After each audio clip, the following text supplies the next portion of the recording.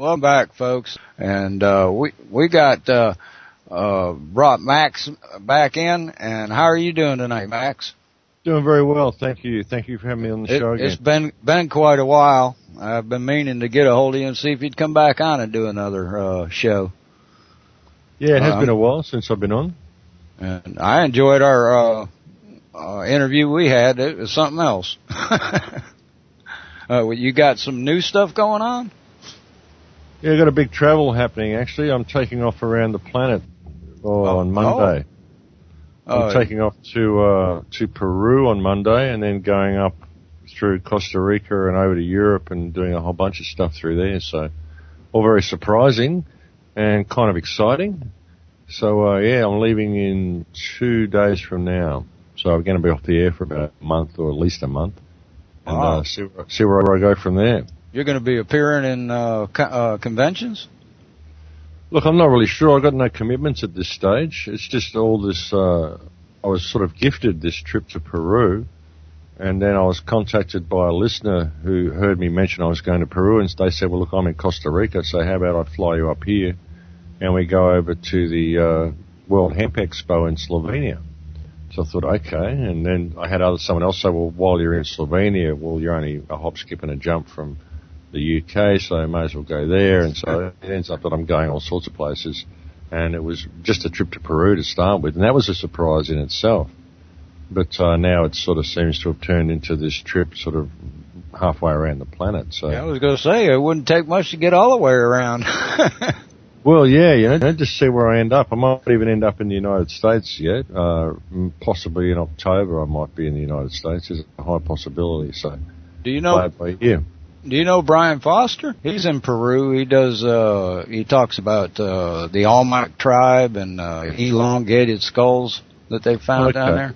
I thought maybe that was what you were doing when you said Peru. No, I just got invited over there to do 9 days in a healing retreat, raw food and all this sort of stuff. And I've also been invited to Cusco and Machu Picchu to go and check them out. So I'm going to go and look at that sort of thing firsthand, which is going to be really good. Oh, I hear that. And Peru's an amazing place. It'd be really good to go there and see all this stuff firsthand. So yeah, can't help but go if I've been invited. I mean, it's a hell of a place to be. So yeah, that's what I'll be doing for the next 2 weeks. So I'll be completely offline from Monday this week. I'll be going to Peru and then I'll be into the jungle until probably the 12th of August at least. So that'll be 2 weeks that nobody hears from me at all. Your website's thecrowhouse.com. That's the one. Yeah. I've actually opened a travel blog on the website as well that I'll be updating. As, when I have access to internet, I'll be posting pictures and travel information there, so people will be able to keep track of my whereabouts. Oh, that's good. I see you come on and off Skype all the time. Yeah, well, you get that. The computer stays on all the time, but it won't be coming on much in the next couple of weeks, brother. I'll be way off in the jungle. I don't blame you. I'd love to do it. I'd love to go to Peru, and especially Machu Picchu. I'd love to see that place. Are you going to one of those ayahuasca rituals there in Peru? I've been invited to one, yeah, so I'll be seeing how that goes. Very, very interesting. The whole synchronicity of my trip to Peru has been quite amazing, actually.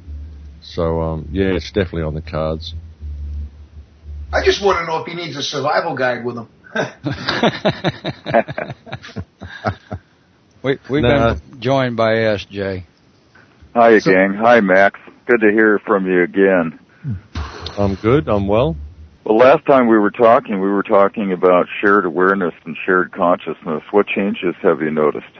Oh, look, I'm seeing a lot more people wake up. I'm seeing a lot more people become aware of what's going on. There's definitely a shift in consciousness. All the whole energy is changing. Be interesting to see what goes on with the Olympics this week with the whole opening ceremony ritual and all this sort of stuff. See what this does to the energy. Yeah. Hey, I wrote you another haiku. You always inspire me to haikus. So, anyway, Max, what do you think about this sudden and overload of Planet X mania going on lately? Is that going on again? I haven't really been noticing. Has that been going on again lately, the Planet X mania? Yeah, for about the last 2 weeks, it's been absolutely insane. Of course, it's all tangled up with this massacre we've had over here in the States and the Olympics and missing nukes from South Africa. It's like all the bolts are coming out of the wagon right now. Yeah, look, I don't place all of the Planet X stuff and anything celestial. I mean, I can't control that. If it's a reality, then there's nothing I can do about it. It serves me no purpose in concerning myself with it, because if it's going to happen, it's going to happen. And if I'm supposed to survive an event like that, then I'm sure the consciousness will put me in the right place at the right time to do so. If not, well, that's just the way it goes. I mean, it's celestial. What do you do? It's just, oh my, we're going to have a planet collide with us. I better go and build a shelter in the backyard. I don't think that's going to work, folks. It's just a celestial event. So it serves me no purpose in worrying about those sort of things. Get your hard hat on, right? Well, yeah, it's kind of a big call, it's sort of something beyond anyone's limitations or anyone's control. So we've been seeing a lot of strange things happen this last 6 months. We've been seeing strange things go on the last 600 years. Well, I meant noticeable. Yeah. But with the whole Planet X thing, I mean, when you really look at the way the solar system works, and you look at the whole heliocentric orbit sort of theory and all of this sort of stuff, you realise that we're not in a flat spiral the way the solar system's always depicted. You've got the sun there, and you've got these flat orbital planes, then you've got, Pluto on a bit of an elliptic orbit and all this sort of stuff, People don't realise that the sun's moving through the galaxy at a phenomenal rate. So it's actually spiralling through the galaxy, and the solar system's spiralling after it. It's like it's towing the planets. You know what I mean?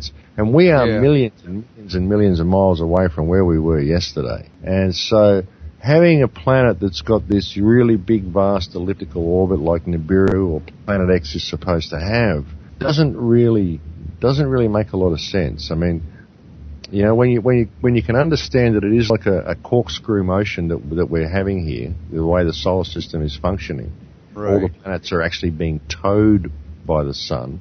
They're just revolving in a corkscrew as they do it.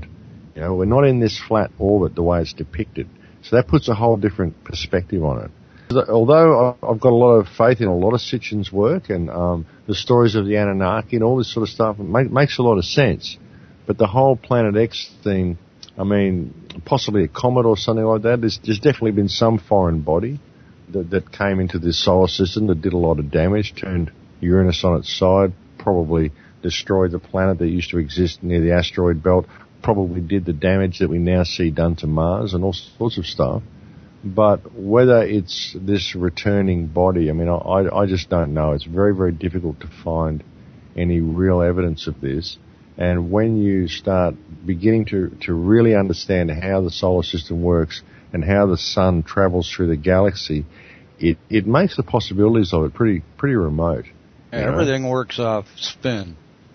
Yeah, it makes it pretty remote. I mean, I think rather than saying that there's a reoccurring planet that's got an elliptical orbit, I'd say the danger that we're facing is simply because, I mean, if you want to look at, from a celestial perspective, I'd say the danger we're facing is more because we are heading to a denser part of the galaxy. Like we're heading closer to the ecliptic, the ecliptic plane of the galaxy. And so it's very dense here. There's a lot of meteor activity, there's a lot of planetary activity, there's a lot more stuff going on. So it's more likely to have an impact from a comet or an asteroid or something like that. You know what I mean? So I don't know whether it's a reoccurring thing. I think it might just be our location in the galaxy that causes this sort of stuff. Above the ecliptic plane's got more trash than below it. Yeah, absolutely. Absolutely. Well, when you're in the center of the plane, you know what I mean? Or somewhere in that area. Yeah. We've had an upswing on comets and stuff like that the last few years, too. Oh, yeah, for sure. And there's even one scheduled that we're supposed to be able to see during the daytime, if I'm not mistaken, here shortly. Yeah, all of that sort of stuff is because we're at a denser place in the galaxy. Where the closer we get to the ecliptic, the denser it is, the more activity there is. Because the Earth, like the sun, when it travels through, like our whole solar system, when it travels around the galaxy, it's sort of going up and down like a horse on a carousel.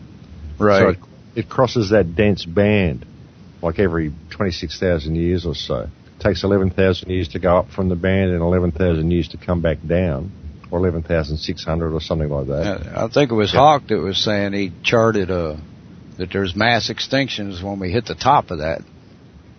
Well, I think it's more probably when we hit the band, when we hit the central band.